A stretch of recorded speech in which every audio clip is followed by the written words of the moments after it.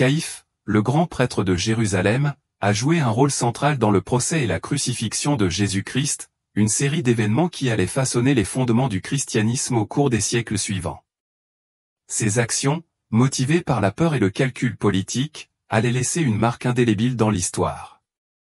Les rumeurs de la résurrection du Christ ont profondément perturbé Caïphe, le conduisant à avoir une vision où il a été confronté à Jésus ressuscité lui-même. Cette rencontre a rempli Caïphe d'une profonde culpabilité, le secouant jusqu'au plus profond de lui-même. Qu'a-t-il vu dans cette vision qui a changé sa vie? Quelles paroles Jésus a-t-il prononcées qui l'ont si profondément affecté? Pour explorer cela, nous voyageons au cœur de l'ancienne Jérusalem, où nous nous plongeons dans le récit de Caïphe sur ses relations avec Jésus de Nazareth, en tant que chef des pharisiens et celui qui a orchestré les moments clés qui ont conduit à la crucifixion. Avant de continuer, si vous croyez en Dieu et aux enseignements de Jésus-Christ, assurez-vous de vous abonner à notre chaîne en cliquant sur le bouton situé sous cette vidéo pour un contenu plus approfondi. Caïphe a exercé la fonction de grand prêtre à une époque particulièrement instable de l'histoire juive. Il faisait partie des Sadducéens, une secte puissante et influente au sein du judaïsme, et exerçait une autorité considérable, tant sur le plan religieux que politique. À cette époque, Jérusalem était sous contrôle romain, et la position de grand prêtre de Caïphe lui donnait une influence significative sur la population juive, même si son autorité lui était accordée par le gouverneur romain. L'arrivée de Jésus de Nazareth, un prédicateur qui accomplissait des actes miraculeux et rassemblait de vastes foules, a rapidement attiré l'attention de Caïphe et d'autres dirigeants juifs. Beaucoup ont commencé à croire que Jésus pourrait être le Messie tant attendu, celui qui accomplirait les anciennes prophéties et restaurerait Israël dans sa gloire d'antan. Ce mouvement grandissant n'était pas seulement une menace spirituelle, mais aussi politique, car Caïphe craignait que la popularité croissante de Jésus ne provoque les Romains et ne perturbe le fragile équilibre des pouvoirs qu'il avait cultivés. Lorsque Jésus entra à Jérusalem pendant la fête de la Pâque, la ville était en effervescence. La foule, remplie d'espoir et d'anticipation, l'accueillit comme le Messie, ce qui intensifia encore l'inquiétude de Caïphe. En réponse à cette tension croissante, Caïphe convoqua une réunion du Sanhédrin, le conseil juif, dans son palais pour discuter de la question. Les membres du Sanhédrin, dont beaucoup partageaient l'appréhension de Caïphe, débattirent des conséquences potentielles de l'influence croissante de Jésus. Ils reconnaissaient le danger du mouvement de Jésus, craignant que s'il n'était pas maîtrisé, il pourrait provoquer une répression romaine. Une telle répression pourrait non seulement menacer leur propre position de pouvoir, mais aussi mettre en danger la sécurité de toute la nation juive. Au milieu de ces discussions animées, Caïphe, toujours pragmatique, saisit l'occasion. Il reprocha au conseil de ne pas comprendre la gravité de la situation et proposa une solution pragmatique qui fit froid dans le dos: il vaut mieux qu'un seul homme meure que la nation entière périsse. Bien que Caïphe ait enveloppé son argumentation dans le langage du sacrifice personnel pour le plus grand bien du peuple, sa véritable préoccupation résidait dans la préservation de son propre statut et de son influence. Il comprenait que l'élimination de Jésus était essentielle pour assurer sa propre position de pouvoir. Sa décision froide et calculée prépara le terrain pour l'arrestation, le procès et la crucifixion finale de Jésus, marquant un tournant non seulement dans l'histoire de Jérusalem mais aussi dans l'essor du christianisme. La décision du grand prêtre n'était pas prise dans le vide. Elle était étroitement liée à la dynamique politique et religieuse de l'époque, où l'occupation romaine de la Judée créait un équilibre de pouvoir délicat et souvent précaire. Le poste de grand prêtre lui-même était une nomination politique, et ceux qui l'occupaient étaient étroitement liés aux autorités romaines. La richesse, le pouvoir et le statut de Caïphe étaient étroitement liés à sa coopération avec les Romains, qui favorisaient les Sadducéens comme moyen de maintenir le contrôle sur la population juive. Le rôle du grand prêtre n'était pas seulement de superviser les rituels religieux, mais aussi d'assurer la stabilité de la domination romaine dans la région. Au cours de cette période tendue, le message de Jésus concernant un nouveau royaume, qui transcendait les structures de pouvoir terrestres, contrastait fortement avec les autorités religieuses romaines et juives. Sa popularité croissante était un défi direct au statu quo. Pour Caïphe et les Sadducéens, il ne s'agissait pas seulement d'un conflit théologique, mais d'une question de survie politique. Les actions du grand prêtre étaient motivées par le désir de maintenir la paix fragile et de protéger sa propre autorité de la menace posée par ce prédicateur charismatique de Galilée. Au fil des événements, la décision de Caïphe d'éliminer Jésus allait déclencher la crucifixion qui allait devenir plus tard la pierre angulaire de la foi chrétienne.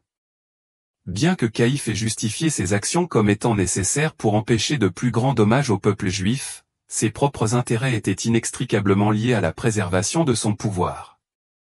En fin de compte, la peur et les manœuvres politiques de Caïphe ont conduit à une décision qui allait avoir de profondes conséquences, non seulement pour son propre héritage, mais pour l'avenir du christianisme lui-même. Avec cette déclaration, le chef religieux influe a déclenché une chaîne d'événements qui conduirait au procès et à la mort de Jésus-Christ. Ce que Caïphe n'aurait pas pu imaginer, c'est que ces mêmes événements donneraient naissance au christianisme, qui, en quelques siècles, malgré la persécution romaine, deviendrait la religion officielle de l'empire qu'il cherchait à apaiser. Caïphe faisait les 100 pas dans son appartement luxueusement décoré du temple de Jérusalem. En tant que grand prêtre du Sanhédrin juif, il sentait le poids de son rôle de chef peser lourdement sur ses épaules. En contrebas, dans les rues, il pouvait entendre l'agitation grandissante, des voix qui s'élevaient et des pas précipités qui résonnaient d'un côté à l'autre. La tension dans la ville était palpable, en grande partie à cause du prédicateur controversé de Nazareth, Jésus. Alors que certains le considéraient comme le Messie tant attendu, d'autres le voyaient comme un perturbateur de l'ordre social établi. Caïphe était profondément inquiet que les actions provocatrices de Jésus puissent susciter la colère des Romains contre la Judée.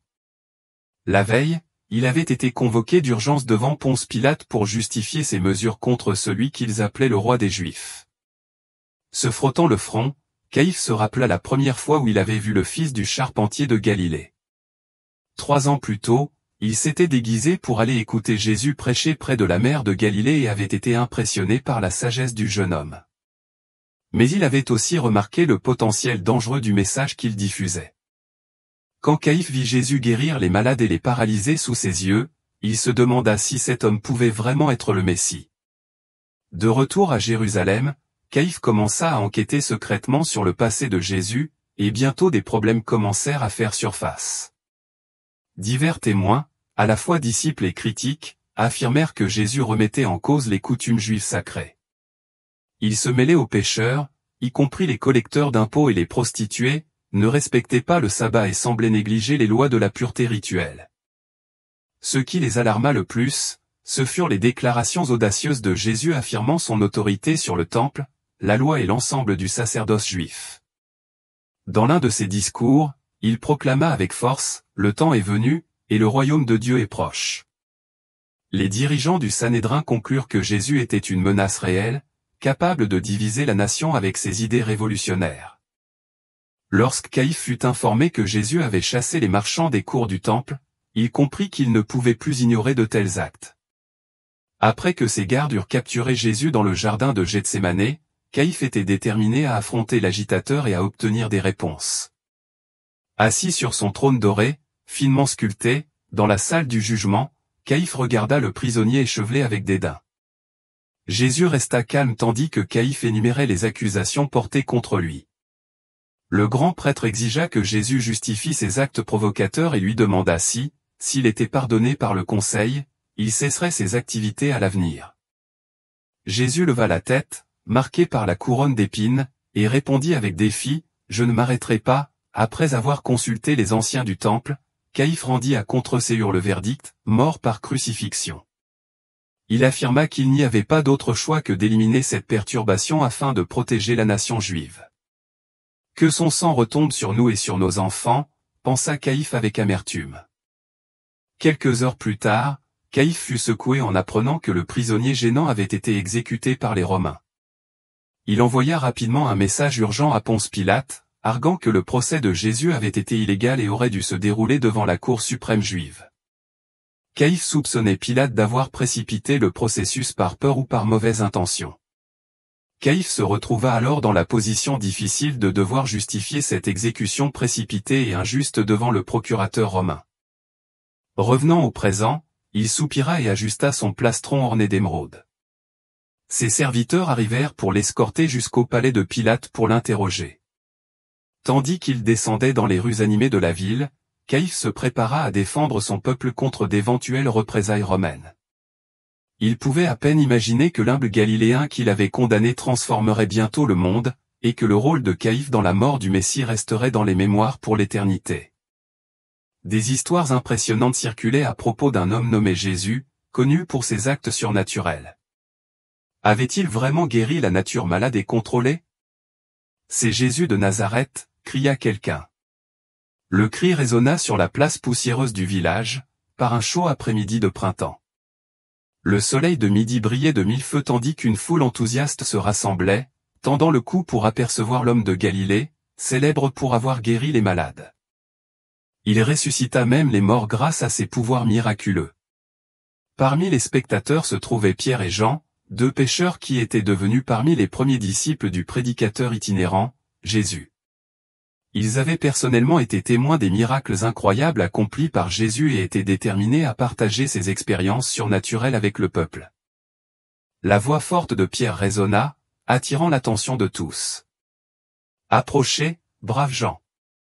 Nous avons été témoins de signes et de prodiges de la part de ce prophète qui défie toute logique humaine. Tandis qu'il parlait, des murmures se répandirent dans la foule. Pierre commença à raconter une violente tempête sur la mer de Galilée. Il décrivit comment, à la tombée de la nuit, l'atmosphère calme fut soudainement perturbée par des vents violents qui surgirent de nulle part. Il expliqua que leur bateau était ballotté comme un simple jouet, les voiles étant presque arrachées par le vent. Il croyait que l'horreur finale était arrivée.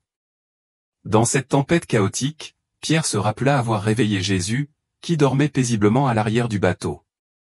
Avec un calme qui contrastait fortement avec le tumulte qui les entourait, Jésus se leva et ordonna au vent, « Silence ! Ne bougez pas !» En un instant, le vent cessa et les eaux devinrent lisses comme du verre. La foule réagit avec surprise, chuchotant entre elles, stupéfaite par l'histoire. Cet homme pouvait-il vraiment avoir du pouvoir sur les éléments de la nature? À ce moment-là, Jean demanda le silence et commença à raconter une autre expérience extraordinaire. C'était encore un moment où Jésus démontrait son contrôle sur les lois de la nature. Il expliqua, un jour, alors que nous marchions le long des rives nord de la Galilée, Jésus quitta soudain le chemin et se mit à marcher sur l'eau comme si c'était un sol solide. Les disciples regardèrent avec étonnement Jésus défier les lois de la physique, marchant calmement sur les vagues bouillonnantes. Impulsivement, Pierre l'appela, lui demandant de se joindre à lui dans cet acte miraculeux. Avec l'approbation de Jésus, Pierre, bien qu'encore hésitant, commença à marcher sur les vagues. Mais la peur le gagna rapidement et il commença à s'enfoncer dans les eaux froides. Sans hésitation, Jésus tendit la main et saisit fermement celle de Pierre, le stabilisant instantanément. « Homme de peu de foi », lui dit doucement Jésus, en lui adressant des reproches. Alors qu'ils traversaient ensemble le chemin formé par les eaux turbulentes, ils défiaient toutes les notions conventionnelles de la physique. À un moment donné, alors que la foule regardait avec fascination, une clameur s'éleva et des voix crièrent « Faites place ! Faites place !» La foule s'écarta pour révéler 4 hommes portant un homme paralysé sur une civière. Les amis de l'homme affaibli supplièrent Jésus de Nazareth, le suppliant d'avoir pitié de leur ami malade. Les amis avancèrent et déposèrent le brancard aux pieds de Jésus, l'implorant de le guérir. Jésus regarda longuement l'homme infirme et déclara avec conviction, « Tes péchés sont pardonnés. » Cette déclaration provoqua des murmures de stupeur parmi les chefs religieux présents dans la foule. Certains, outrés, l'accusèrent de blasphème, affirmant que seul Dieu pouvait pardonner les péchés. Mais Jésus resta calme et s'adressa aux prêtres et aux érudits visiblement irrités. Pour démontrer son autorité, il se tourna vers l'homme paralysé, qui le regardait avec stupeur, et ordonna, « Lève-toi, prends ton brancard et marche. » Le silence se fit sur la foule tandis que l'homme paralysé commençait lentement à se lever. À la stupéfaction de tous, non seulement il se leva, mais il marcha aussi avec assurance, montrant des jambes complètement rétablies. « Dieu soit loué! Je suis guéri », s'exclama-t-il joyeusement. La foule applaudit et se précipite vers Jésus, impatiente d'assister à d'autres miracles. Pierre et Jean se chargent de répondre aux questions de la foule ébahie. Ils commencent à comprendre que Jésus n'est pas un simple enseignant de Galilée. Ils voient les miracles et en concluent qu'aucune personne ordinaire ne peut accomplir de tels actes. Même ainsi, ils ne saisissent pas pleinement l'ampleur de la puissance de Jésus. D'autres prodiges encore plus étonnants se profilent à l'horizon, au-delà de leur imagination. Des rumeurs commencent à se répandre selon lesquelles Jésus de Nazareth a triomphé de la mort. Le prophète crucifié aurait-il vraiment pu vaincre la mort et ressusciter? Caïphe tombe aux pieds de Jésus en pleurant. Après avoir été aidé par Anne, il se rend compte que Jésus, qui est revenu à la vie, a disparu même si la porte de la pièce est toujours fermée de l'intérieur. Profondément ému par cette expérience, Caïphe est convaincu que ces histoires incroyables sont vraies, Jésus est bel et bien ressuscité des morts comme promis et il est le Messie annoncé dans les Écritures. De plus, ce Messie avait gracieusement pardonné à son propre condamnateur. Dans les semaines qui suivirent, Jésus, maintenant ressuscité, apparut à de nombreuses personnes, dissipant tout doute restant. Les disciples, toujours émerveillés, comprirent enfin que Dieu avait établi Jésus comme le chef de toute la création par sa victoire sur le péché et la mort. Le Messie ressuscité avait vaincu les plus grands ennemis de l'humanité, offrant le salut aux âmes perdues. Avant de monter au ciel, Jésus rassembla ses disciples sur une colline plantée d'oliviers. Les 11 disciples fidèles adorèrent une dernière fois leur maître bien-aimé alors qu'il leur confiait leur mission, en disant : « Tout pouvoir m'a été donné par mon Père qui est dans les cieux. Allez donc, faites de toutes les nations des disciples, les baptisant et leur apprenant à obéir. Et voici, je serai avec vous jusqu'à la fin du monde. » Pierre et Jean, qui doutaient autrefois, étaient désormais des disciples fervents. Ils ont partagé des expériences intimes qui ont confirmé que Jésus n'était pas seulement un homme ordinaire, mais le Messie divin annoncé dans les Écritures. La plupart de la foule curieuse qui s'était rassemblée pour en savoir plus sur Jésus s'était déjà dispersée de la place du village lorsqu'un garde du temple s'est approché de 2 disciples pécheurs, Pierre et Jean, qui s'attardaient encore. Ils étaient connus pour avoir un lien étroit avec le prédicateur controversé de Nazareth. « Comment avez-vous connu ce Jésus ?» demanda le garde. Il savait que Jésus parlait avec une sagesse unique et voulait en apprendre davantage de ceux qui avaient passé du temps avec lui. Pierre a commencé à expliquer que tout a commencé lorsque son frère André, initialement sceptique, a rencontré Jésus et a vu quelque chose d'incroyable en lui. André a couru dire à Pierre qu'ils avaient trouvé le Messie. Bien que Pierre ait également douté au début, il a décidé d'aller rencontrer Jésus lui-même. Cette rencontre a changé sa vie. Pierre a admis qu'il avait ressenti une gentillesse et une pureté en Jésus qui l'ont profondément touché. Lorsque Jésus leur a promis de leur apprendre à être des pêcheurs d'hommes, Pierre a ressenti un appel divin qui a transformé sa vie, quelque chose qu'il ne pouvait tout simplement pas ignorer. Jean a également pris la parole, disant qu'il avait été tout aussi captivé par Jésus dès leur première rencontre. L'amour et l'attention sincère dont Jésus faisait preuve attiraient les gens, presque comme par magie, y compris lui-même. Pierre a continué en expliquant que si beaucoup ne voyaient que le côté public du ministère de Jésus ou ses enseignements et ses miracles, eux, en tant que disciples, avaient un lien plus étroit et plus personnel avec le Maître. En regardant Jésus prier ou réciter des passages des Écritures par cœur, les disciples ont vécu une connexion mystique qui liait Jésus, Dieu et les anciens textes sacrés. Pierre a également souligné que le comportement exemplaire de Jésus était la preuve de son origine céleste. Toujours patient, jamais en colère, vaniteux ou grossier, Jésus ne faisait preuve que de grâce et de vérité, même lorsqu'il était constamment confronté à l'agression. Les disciples étaient étonnés du calme surnaturel de Jésus au milieu du chaos, comme s'il était en communion constante avec des anges que lui seul pouvait voir. Plus nous passions du temps avec lui, plus sa divinité transparaissait malgré son apparence simple, dit Jean avec enthousiasme. Bien que Jésus paraisse être une personne ordinaire, il y avait des moments où sa présence était si intense que l'air autour de lui semblait vibrer d'une sainteté presque tangible. Sa présence transcendait l'ordinaire. Pierre partagea alors un souvenir remarquable, Jésus resplendissait d'une lumière translucide alors qu'il parlait avec Moïse et Élie. Les disciples ne comprenaient pas comment Jésus pouvait ramener des figures aussi sacrées, mais ils ne faisaient aucun doute que le moment était surnaturel. Une voix éthérée leur proclama, « Celui-ci est mon fils bien-aimé. Écoutez-le. » En partageant ses expériences intimes, chaque disciple conclut que Jésus n'était pas seulement un prophète. Ses paroles avaient un pouvoir créateur. La nature et les esprits se soumettaient à ses ordres. Il connaissait les secrets les plus profonds des gens et était conscient des événements qui se déroulaient à grande distance. Vraiment, Jésus était le Messie attendu venant directement de la présence du Père, déclara Jean plein d'admiration. Il n'y avait pas d'autre explication pour expliquer sa sagesse, ses miracles, son caractère sans défaut et les visions de gloire qui annonçaient sa divinité. Le gardien du temple écoutait ces récits incroyables avec un air troublé. Si ces hommes qui avaient douté disaient la vérité, alors qui était ce Jésus? Un perturbateur de la paix, un fou, une légende en devenir ou? Inimaginable, était-il Dieu lui-même, sous forme humaine, quelqu'un qui détenait les clés pour vaincre la mort, le Messie tant attendu? Alors que le gardien s'éloignait, toujours incrédule, Pierre et Jean échangèrent des regards entendus, des hommes qui avaient vu et vécu beaucoup de choses. Ils ne se souciaient plus des critiques ou des moqueries. Ils avaient tout confié à cet homme de Galilée, qui avait prouvé qu'il était le divin Rédempteur en ressuscitant après une mort terrible. Jésus était exactement celui qu'il prétendait être, la résurrection et la vie, le roi des Juifs et le Seigneur de tous.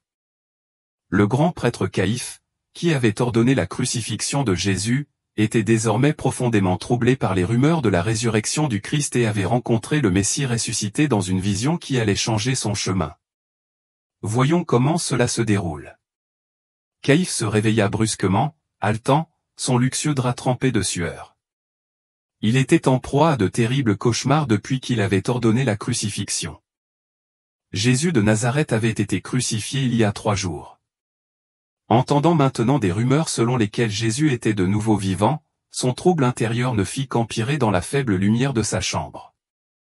Caïphe réfléchit aux récents événements de Jérusalem. Lorsque Jésus fut capturé dans le jardin de Gethsémanée, les gardes de Caïphe l'avaient maltraité, se moquant de lui et l'agressant, manipulant les témoins, déformant les paroles de Jésus et l'accusant de blasphème devant Caïphe. Caïphe avait demandé, « Es-tu le Messie, le Fils de Dieu ?» Jésus, bien que visiblement épuisé, avait répondu, « Oui, je le suis, et vous me verrez venir avec puissance sur les nuées du ciel. » Irrité par la réponse de Jésus, Caïphe déchira ses vêtements et proclama que Jésus devait mourir pour avoir prétendu être l'égal de Dieu.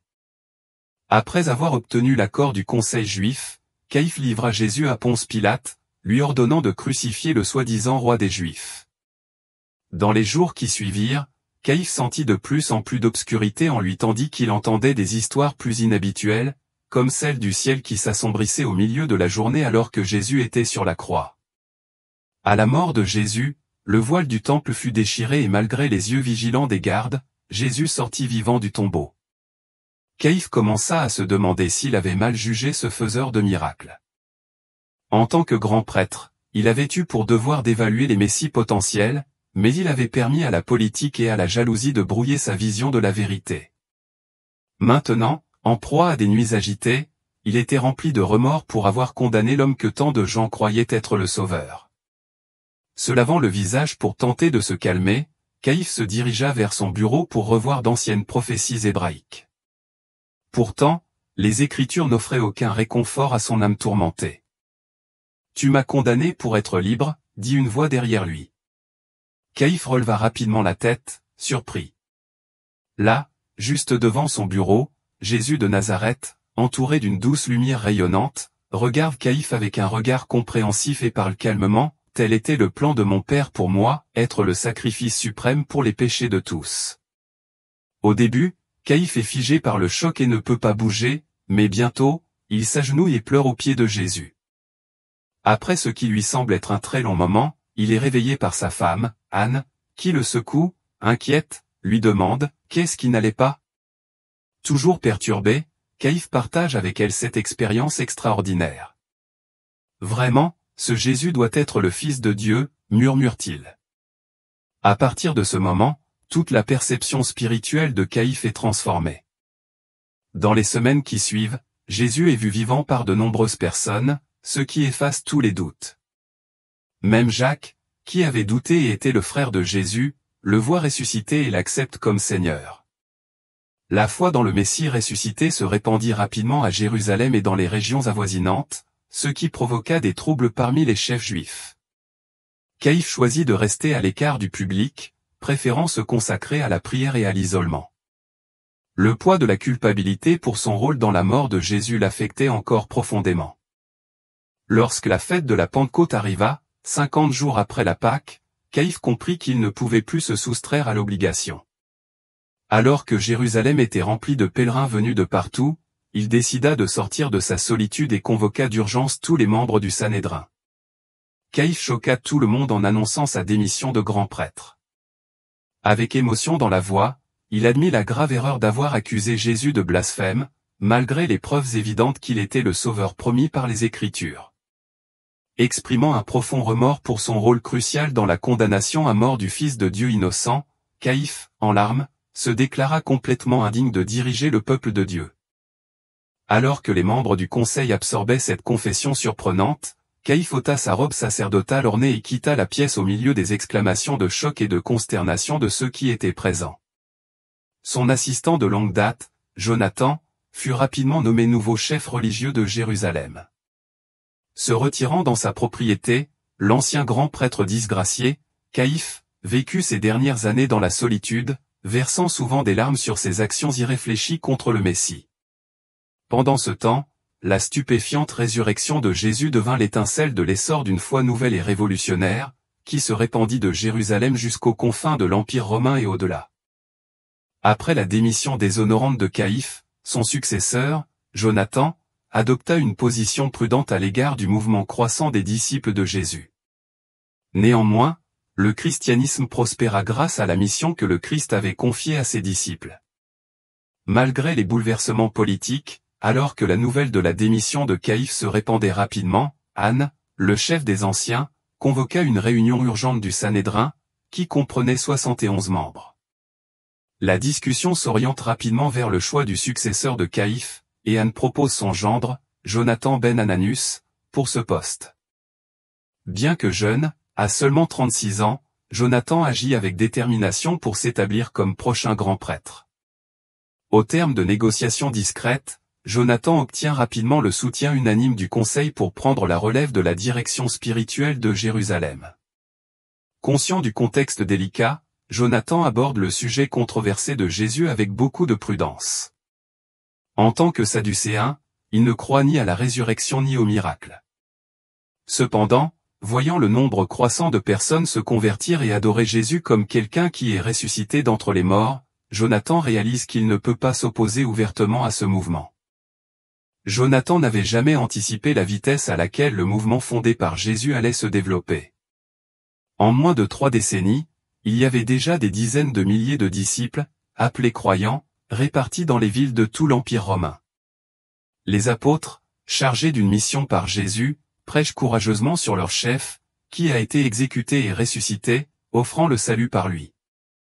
Ce message captivait non seulement les masses, mais parvenait également aux responsables gouvernementaux, ce qui conduisit Jonathan à reconnaître la montée en puissance de l'Église chrétienne. Vers l'an 63 après Jésus-Christ, Jonathan se trouva dans une position difficile lorsque des groupes zélotes radicaux commencèrent un soulèvement contre la domination romaine.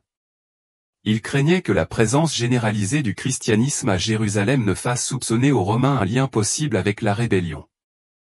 10 ans après son arrivée à la tête du pays, Jonathan comprit que de nouvelles stratégies étaient nécessaires pour traverser les périodes de changement importants. L'oppression romaine conduisit finalement à une révolte juive à grande échelle, qui eut lieu entre 66 et 70 après Jésus-Christ. Après cette tourmente, la jeune église chrétienne de Jérusalem survécut et continua d'influencer profondément le cours de l'histoire. Le succès de l'expansion du christianisme peut être attribué aux enseignements laissés par son fondateur, Jésus de Nazareth, à ses 500 disciples peu avant son ascension. Tout pouvoir m'a été confié au ciel et sur la terre. Allez donc, faites de toutes les nations des disciples, les baptisant au nom du Père, du Fils et du Saint-Esprit. Enseigne-leur à observer tout ce que je vous ai prescrit. Et sachez que je suis avec vous tous les jours, jusqu'à la fin du monde. Caïphe, le grand prêtre des derniers jours du Christ, joue un rôle central dans le récit biblique.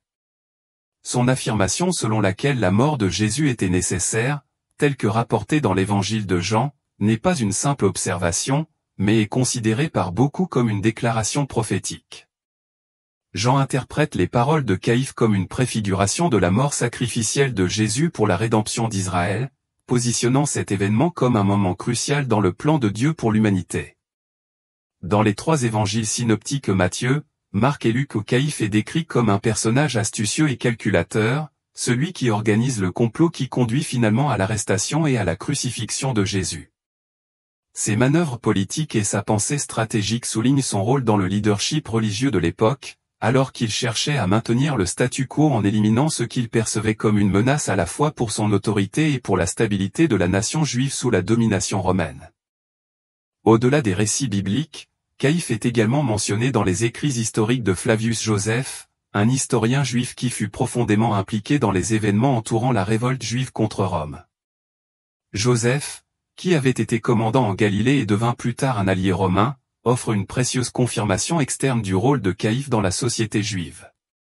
Ses écrits, qui sont souvent favorables à l'Empire romain, fournissent un contexte aux événements historiques et mentionnent également Caïphe, détaillant l'année où il a commencé son service en tant que grand prêtre et d'autres aspects de son mandat. Ces références ajoutent une couche d'authenticité historique à la figure de Caïphe, comblant le fossé entre les documents scripturaires et profanes. Une découverte archéologique importante en 1990 a encore renforcé la présence historique de Caïphe. Lors d'une fouille d'un site funéraire au sud de Jérusalem, les archéologues ont découvert une série d'ossuaires richement décorés. L'un d'eux contenait une inscription en araméen indiquant « Joseph, fils de Caïphe ». À l'intérieur, les restes d'un homme d'environ 60 ans ont été retrouvés, ce qui correspond à la période du grand sacerdoce de Caïphe telle que décrite par Joseph. Cette découverte extraordinaire a fourni des preuves tangibles, donnant du crédit aux récits bibliques et historiques de Caïphe, et reliant la parole écrite aux preuves physiques d'une manière remarquable. Ainsi, grâce aux découvertes archéologiques et aux écrits historiques, la vie et les actions de Caïphe ont été confirmées au-delà des pages des Écritures. Les progrès archéologiques modernes ont contribué à brosser un tableau plus complet de ce personnage clé, révélant son rôle dans la dynamique politique et religieuse qui a conduit à la crucifixion de Jésus-Christ. La décision de Caïphe de sacrifier un homme pour le plus grand bien de sa nation, à ses yeux, pouvait sembler justifiée à l'époque, mais elle est finalement devenue le catalyseur d'un changement radical dans l'histoire, modifiant le cours de l'humanité d'une manière que personne n'aurait pu prévoir. Si vous avez trouvé cette vidéo instructive, n'oubliez pas de vous abonner à notre chaîne maintenant. Cliquez sur la vidéo qui apparaît sur votre écran pour continuer votre parcours d'apprentissage. Que Dieu vous bénisse abondamment.